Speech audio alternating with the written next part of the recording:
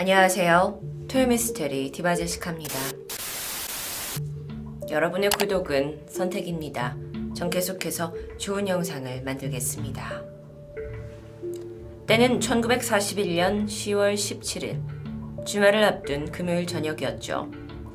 미국 콜로라도 덴버에 살고 있는 로스 부부가 이 이웃과 저녁 식사를 위해 음식을 준비하고 있었습니다.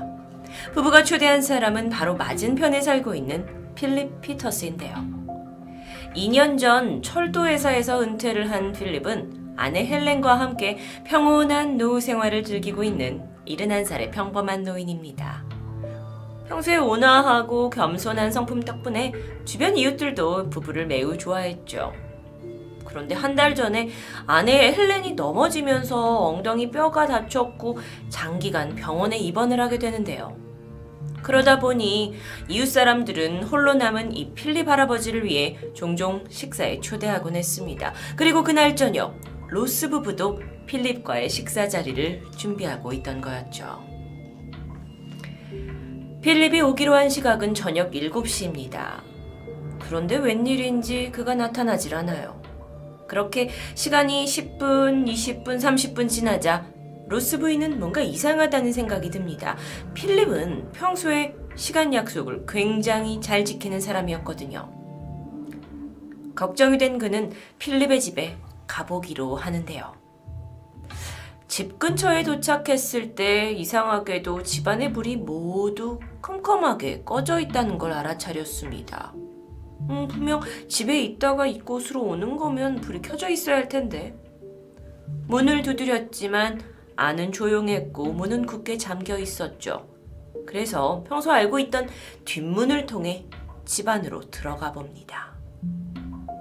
어둠 속에서 간신히 실내 전등을 켠 그녀의 눈에 보이는 것은 바로 피범벅이 된 채 쓰러져 싸늘한 주검이 된 필립이었습니다. 곧이어 경찰이 도착했고 조사해보니 필립은 무려 37번이나 흉기로 공격받은 흔적이 있었는데요. 필립의 몸 곳곳에는 노인이 저항을 한 흔적들도 남아있었습니다.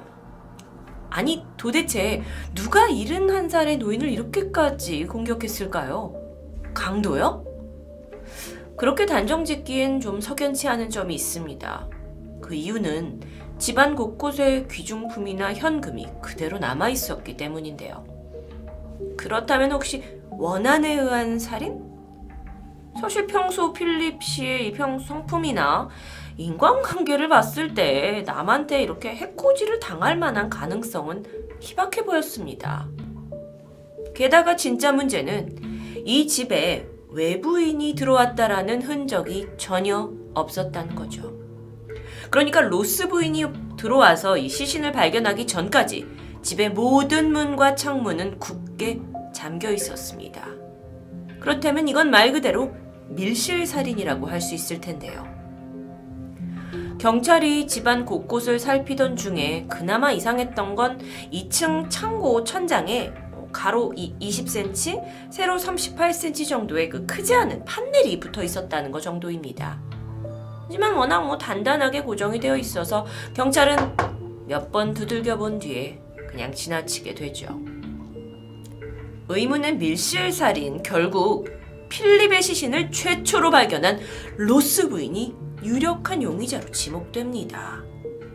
물론 금방 혐의를 받긴 했지만 이후 수사는 진척이 없었죠. 미궁으로 빠졌고 이듬해 봄 수사는 잠정 중단됩니다. 그렇게 시간이 지나 병원에 홀로 남겨져 있던 필립의 아내 헬렌이 집으로 돌아오게 되는데요.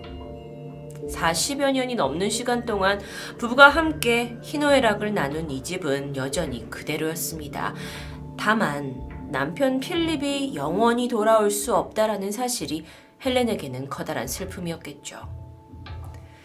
헬렌은 수술 후유증으로 거동이 힘들었고요. 또 고령의 나이로 청각까지 약해졌기 때문에 주변 이웃에 사는 부인 2명이 그녀의 집에 머물면서 노인 헬렌을 보살피게 됩니다.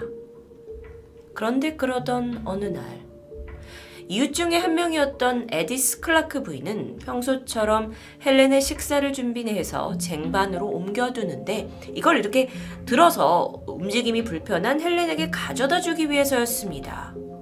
그러다가 잠깐 다른 집안일을 하려고 한눈을 팔았고 다시 주방으로 돌아왔는데 아니 분명 조금 전까지만 해도 여기 있던 음식들이 감쪽같이 사라진 것을 발견했죠.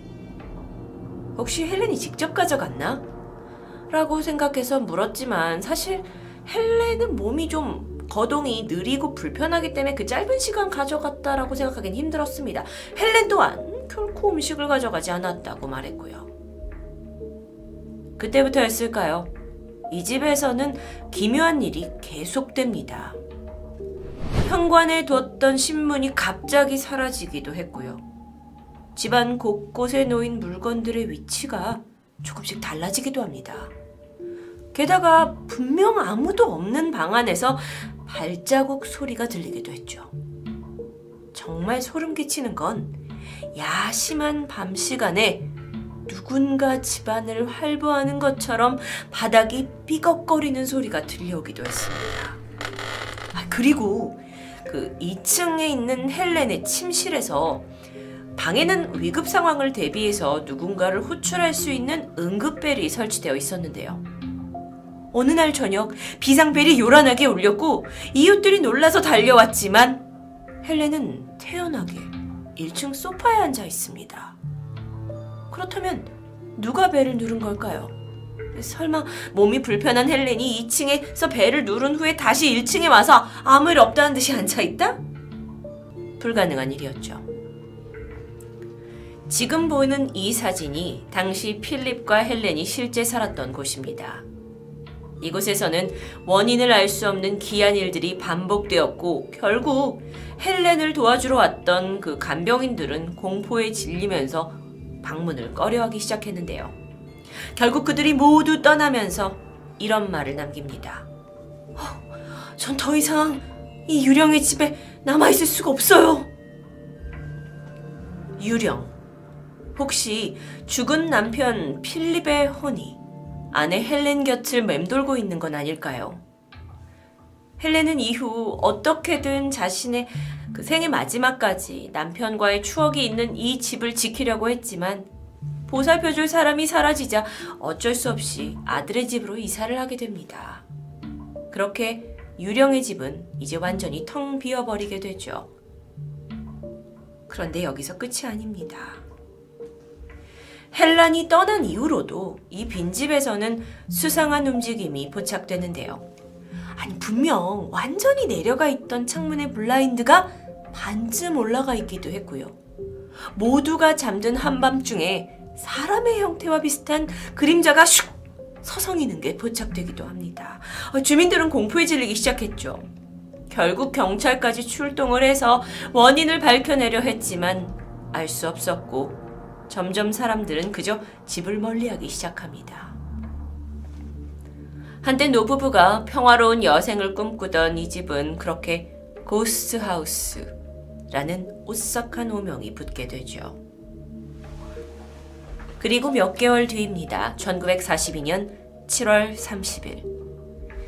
지역의 형사들이 동네를 순찰하고 있었습니다. 그 중에서도 고스트하우스는 특히나 비어있는 곳이기에 혹여 비행 청소년들이 있진 않나, 별일이 없나 내부를 둘러보는 건 그들의 일상이었죠. 그렇게 두 형사가 텅 빈 집에 들어간 그때 바로 위층에서 아주 희미한 하지만 아주 분명한 소리가 들려왔습니다. 마치 자물쇠가 열리는 것처럼 약간 둔탁하게 철컥거리는 소리였는데요. 형사들은 천천히 계단을 올라갔고 아까 그 소리가 들려온 곳을 따라 침실 안쪽으로 들어섭니다. 여기서 소리가 어디에서 났을까요? 문득 위를 올려다본 형사들은 바로 천장에 붙어있는 작은 판넬을 발견하게 됐죠. 그리고 이제부터 두 눈을 의심할 수밖에 없는 엄청난 광경과 마주하게 됩니다. 그곳으로 아주 가늘고 긴 두 다리가 마치 빨려 들어가듯 천장으로 파고 들어가고 있었던 겁니다. 바로 이곳이 1년 전 그 필립 살해 사건에서 경찰들이 무심코 넘겼던 그곳입니다. 형사들은 황급히 그 두 자리를 붙잡았고요. 그런 데서 보니까 정체는 다름 아닌 한 남성입니다. 이 귀신의 집에서 침실 안쪽의 천장으로 몸을 숨기던 남성의 정체는 테오도르 코니스. 놀랍게도 그는 1년 전 바로 이 집에서 사망한 필립의 오랜 친구였습니다. 30년 전 두 사람은 덴버의 기타 클럽에서 만나서 인연이 되었는데 이후 코니스가 지역을 떠났고 사업 실패와 불어나고 있는 빚 때문에 결국 노숙자 신세가 되고 말았는데요. 30년 만에 그가 다시 고향으로 돌아와서 불쑥 필립의 집 앞에 나타납니다. 그러고 갈 곳 없는 이런 약간 불쌍한 신세가 되자 필립 부부는 그를 거리낌 없이 따뜻하게 맞아주었고 대접하게 되죠. 그런데 이 코니스가 점점 필립에게 돈까지 요구하기 시작했습니다. 필립은 거절했죠. 사실 두 사람은 그렇게 돈 거래를 할 만큼 친한 사이는 아니었기 때문입니다. 그러던 중 1941년 9월 헬렌이 사고로 병원에 입원하게 되자 필립은 자주 집을 비웠고요. 이때 코니스는 필립이 없는 틈을 타서 몰래 그의 집에 침입하게 됩니다. 처음에는 단지 음식과 돈만 훔쳐나오려고 했죠. 그런데 그러다가 마침 필립의 침실에 다락방으로 올라가는 천장의 작은 입구를 발견하게 된 겁니다. 그리고는 영영 집 밖으로 나오지 않게 되죠. 그의 집 다락방에서 평생을 숨어 살기로 결심한 겁니다. 코니스는 필립이 집을 비우거나 깊이 잠든 사이에 다락방에서 기어나왔습니다. 그리고 음식을 훔쳐먹고 벽장에서 이어폰으로 라디오까지 챙겨 들으면서 그야말로 영화에서나 나올 법한 오싹한 은둔 생활을 이어나갔죠. 그러다 10월달 그날도 어김없이 필립이 집을 비웠다고 생각했고 코니스가 주방으로 기어 나왔는데 이때 마침 집에 있던 필립과 마주치게 된 겁니다. 놀란 필립이 경찰에 신고를 하겠다며 전화를 들었는데 코니스는 내 평생의 보금자리를 잃을지도 모른다는 생각에 망설임 없이 필립을 잔혹하게 살해하게 된 거죠. 그리고 아무 일 없다는 듯 그는 태연하게 손을 씻고 음식을 챙겨서 다시 다락방으로 올라갔습니다. 살인사건은 미궁에 빠졌고 이후 짐작하셨듯이 헬렌이 집에 돌아온 뒤 생겨난 여러 미스테리한 일들은 모두 코니스의 짓이라고 하면 이해가 되겠죠. 그렇다면 이 코니스가 무려 10개월이나 들키지 않고 숨어 지낼 수 있었던 이 다락방은 과연 어떤 곳이었을까요? 사진처럼 방이라고 부르기 좀 무색할 정도의 높이 90cm의 아주 비좁은 공간이었습니다. 실제 다락방 사진을 보고 계신데 얼핏 봐도 성인 한 명이 허리를 굽히고서 간신히 들어갈 수 있을 정도의 크기입니다. 이게 발견됐을 때 완전 오물하고 쓰레기로 뒤덮여 있었고요.